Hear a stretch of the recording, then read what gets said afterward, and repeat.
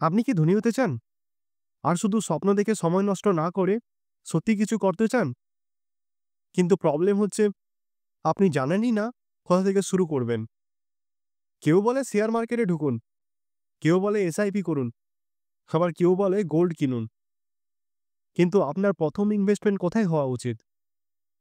ভুল সিদ্ধান্ত নিলে ফিউচারে মাথায় হাত পড়বে। এই ভিডিওতে আমি আপনাকে একটা সঠিক ১ম ধাপ দেখাবো, যা আপনাকে বড়লোক হওয়ার পথে এগিয়ে দেবে আর ভুল ইনভেস্টমেন্টের ফাঁদ থেকে বাঁচাবে। শেষ পর্যন্ত দেখুন, কারণ আমি এমন একটা স্ট্র্যাটেজি বলবো যা আপনি হয়তো কখনো ভাবেননি। ইমাজিন করুন, আপনি একটা সাইকেল কিনলেন, কিন্তু হ্যান্ডেল ঘুরিয়েও ঘুরিয়েও সাইকেল চলছে না। পরে দেখলেন চেনটাই লাগানো হয়নি। ১ম ইনভেস্টমেন্টে ভুল করলে ঠিক একই অবস্থা হবে। অনেক নতুন ইনভেস্টর মনে করেন একদম হাই রিটার্নওয়ালা অপশনে টাকা ঢাললেই দ্রুত বড়লোক হয়ে যাবে। আর এটাই সবথেকে বড় মিস্টেক।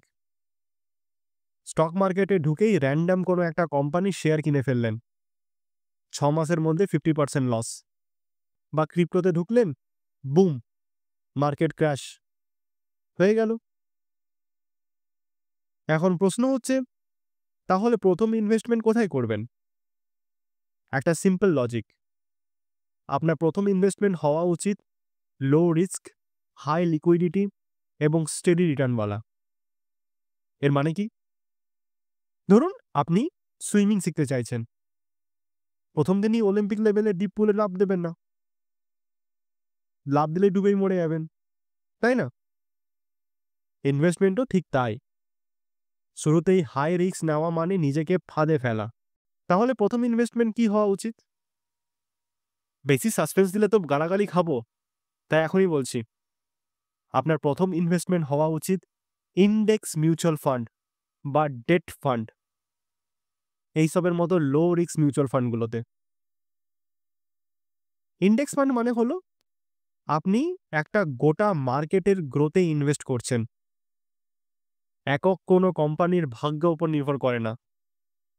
আর ডেট ফান্ড হলো এমন একটা অপশন যেখানে আপনার টাকা সেফ থাকবে এবং স্টেডি রিটার্ন দেবে। এখন আপনি হয়তো ভাবছেন, ভাই এত সেফ বলছো, বড়লোক হব কবে? রিল্যাক্স করুন, আমি ঠিক এই ব্যাপারটাই ক্লিয়ার করছি। ভাবুন, আপনি একটা ছোট্ট গাছ লাগিয়েছেন। ১ সপ্তাহে বড় হবে? না।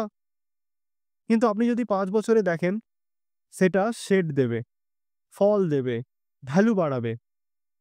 ইনভেস্টমেন্টেও ঠিক একই রকম নিয়ম। আপনার ১ম ইনভেস্টমেন্ট একটা ফাউন্ডেশন তৈরি করবে, যাতে পরের হাই রিস্ক ইনভেস্টমেন্ট সেফ হয়। ধরুন আপনি এসআইপি শুরু করলেন ইন্ডেক্স ফান্ডে। আর কয়েক মাস পর যখন বেসিক ইনভেস্টিং বুঝবেন, তখন বড় ডিসিশন নিতে পারবেন। যারা 100% রিটার্ন খোঁজেন, তাদের মধ্যে 95%ই সর্বশান্ত হন। আপনি কি সেই ভুল করবেন? আপনার ১ম ইনভেস্টমেন্ট যদি স্ট্রং হয়, তাহলে আপনি পরের স্টেপে ইকুইটি ফান্ড বা হাই গ্রোথ স্টকসের দিকে যেতে পারেন। কিন্তু শুরুতেই ভুল করলে ৩-৪ বছরেই শুধু রিকভারি করতে লাগবে। আর জানেন কি? মাত্র ৳৫,০০০ এসআইপি দিয়েও ৳১,০০,০০,০০০ বানানো সম্ভব। হ্যাঁ, শুনতে অবিশ্বাস্য লাগছে, কিন্তু এটা একটা পিওর ম্যাথমেটিক্যাল ফ্যাক্ট।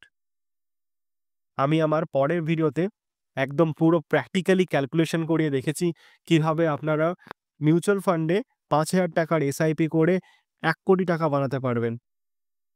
এক্ষুনি ভিডিওটা দেখে নিন। আর এই ভিডিওটি ভালো লাগলে অবশ্যই লাইক, শেয়ার এবং সাবস্ক্রাইব করতে একদম ভুলবেন না। আপনাদের মতামত নিচের কমেন্ট সেকশনে কমেন্ট করে জানান। তাহলে দেখা হচ্ছে পরের ভিডিওতে। ততক্ষণের জন্য ভালো থাকুন, সুস্থ থাকুন এবং ইনভেস্টমেন্ট করতে থাকুন। ধন্যবাদ।